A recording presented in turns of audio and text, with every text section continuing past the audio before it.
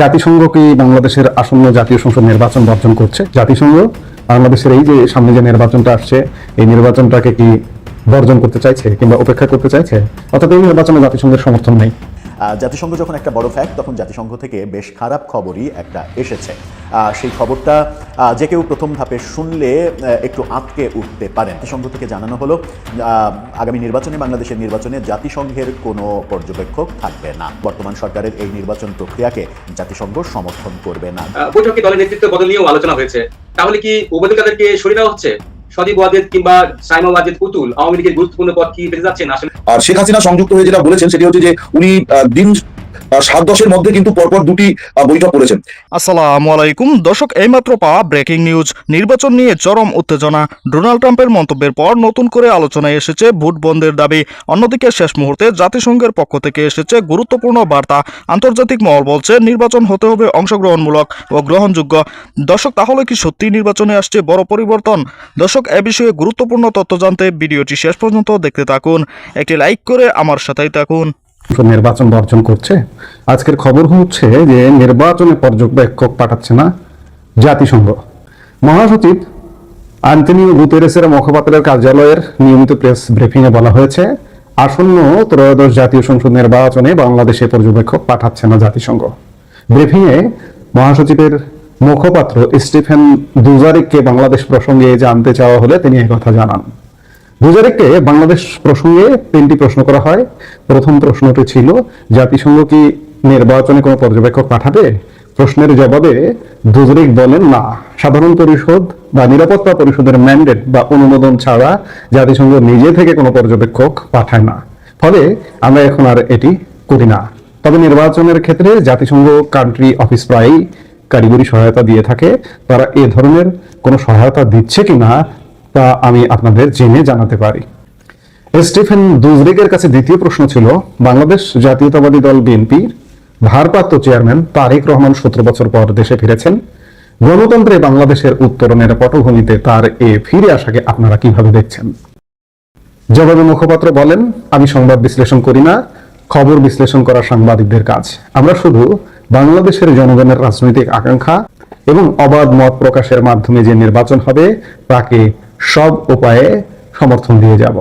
তৃতীয় প্রশ্নে সাবেক প্রধানমন্ত্রী খালেদা জিয়ার মৃত্যুতে প্রতিক্রিয়া জানতে চাইলে জাতিসংঘ মহাসচিবের মুখপাত্র বলেন, তার মৃত্যুতে আমরা স্বাভাবিকভাবেই তার পরিবার ও বাংলাদেশের জনগণের প্রতি গভীর সমবেদনা জানাচ্ছি।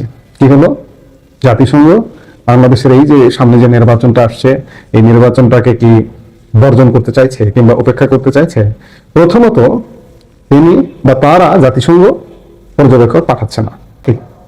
গণতন্ত্রের উত্তরণের পথ কিভাবে হয়? একপাক্ষিকভাবে একজন দেশে এসেছেন, তার হাতে ক্ষমতা উঠিয়ে দেওয়া হচ্ছে।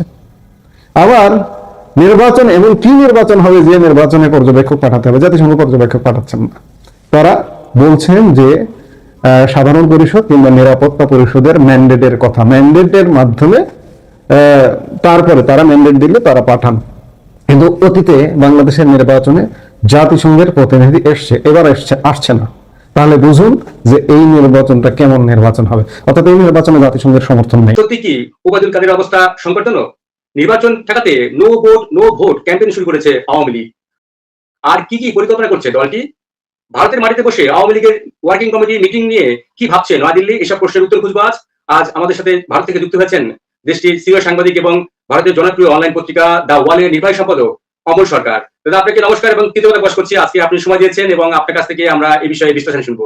24-এর গণঅভ্যুত্থানের পর আপনি কিন্তু প্রথম আওয়ামী লীগের সাধারণ সম্পাদক ওবায়দুল কাদেরের সাক্ষাৎকার নিয়েছিলেন। এরপর বাংলাদেশের মানুষ জানতে পারলেন যে ভারতে আছেন ওবায়দুল কাদের। বর্তমানে বাংলাদেশের গণমাধ্যম এবং সামাজিক মাধ্যমে ছড়িয়ে পড়েছে যে ওবায়দুল কাদের অবস্থা খুবই সংকটাপন্ন, কেউ কেউ আবার অন্যরকম মৃত্যু খবরও ছড়িয়ে দিয়েছে। বর্তমানে আসলে ওবায়দুল কাদের অবস্থা কেমন? কারণ আপনি তার খবর রাখেন, আপনার কাছ থেকে একবারে সুনির্দিষ্ট খবরটা পাওয়া সম্ভব। বাংলাদেশের দর্শকদের জন্য আপনার কাছে সেই ওবায়দুল কাদের অবস্থা জানতে চাইবো। ওবায়দুল কাদের অসুস্থ হয়েছিলেন, তো শারীরিকভাবে দুর্বল, ওনার ঠান্ডা লেগেছিল, খানিকটা শ্বাসকষ্ট হয়েছিল। তো চিকিৎসকরা ওনাকে বাড়িতেই উনি মানে ট্রিটমেন্ট নিচ্ছিলেন, খানিকটা সময় অক্সিজেনও নিয়েছেন বিভিন্ন সময়তে। তো তারপরে একটা পর্যায়ে চিকিৎসকরা বলেন যে একটু ধারাবাহিক চিকিৎসা দরকার, বেসরকারি হাসপাতালে ভর্তি হয়েছিলেন। উনি গতকাল বিকেলে ওনার বাড়িতে মানে কলকাতায় যেখানে উনি থাকেন সেই বাড়িতে উনি ফিরে গিয়েছেন এবং সংকট কিছু নেই, কারণ যে হাসপাতালে উনি ভর্তি হয়েছিলেন তারা ভগ্নাংশ শতাংশ যদি কোনো সংশয় থাকতো তাহলে তারা রিলিজ দেবে না। দুর্বলতা আছে, ওগুলো আমি বাংলাদেশ থেকে শুনছি, সেগুলি কিন্তু সঠিক নয়। ভেন্টিলেশনে আছে বা অমুক তমুক, এগুলো কোনোটাই কিন্তু সঠিক খবর নয়। স্বাভাবিক ঠান্ডার পরিবেশটা তো রয়েছে কলকাতায়, আর কলকাতায় তো একটু দূষণের সমস্যা আছে, এটাও মানে ঢাকা কলকাতাকে অনেকটা মিলিয়ে দিয়েছে। ঢাকাতেও একই সমস্যা আমি যা খবরপত্র পত্রিকায় দেখি। প্রতিদিন সকালবেলায় দেখবেন মোটামুটি দিল্লি, কলকাতা, ঢাকা এই তিনটে শহরের পরিবেশ তো খুবই মানে ইয়ে আর কি, বায়ু দূষণ তো মারাত্মক আছে। তো সব মিলিয়ে ওনার একটু শ্বাসকষ্ট হয়েছিল, এই আর কি, অন্য কিছু নয়। জি, একদম আপনার কাছ থেকে একদম মূল তথ্যটা পাওয়া গেল। আমরা বুঝতে পারলাম আওয়ামী লীগের তো ওয়ার্কিং কমিটির বৈঠক হয়েছিল, সেই নিয়ে আপনি একটি প্রতিবেদন করেছেন আপনার পত্রিকাতে। সেখানে বলা হয়েছে যে রবিবার রাতে কলকাতার আওয়ামী লীগের কর্মসমিতির বৈঠকে এই দীর্ঘ আলোচনা হয়েছে এবং সেখানে যুক্ত ছিলেন, ভার্চুয়ালি যুক্ত ছিলেন দলটির সভাপতি শেখ হাসিনা। বৈঠকে দলের নেতৃত্ব বদল নিয়েও আলোচনা হয়েছে। তাহলে কি ওবায়দুল কাদেরকে সরিয়ে দেওয়া হচ্ছে?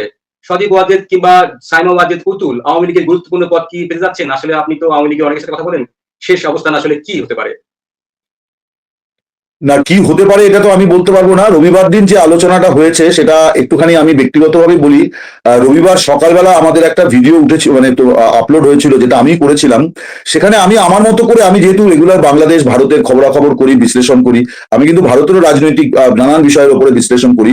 তো আমি একটা বিশ্লেষণ করেছিলাম যে খালেদা জিয়ার মৃত্যু শেখ হাসিনার জন্য আর একটা সমস্যা বা চ্যালেঞ্জ এনেছে সামনে।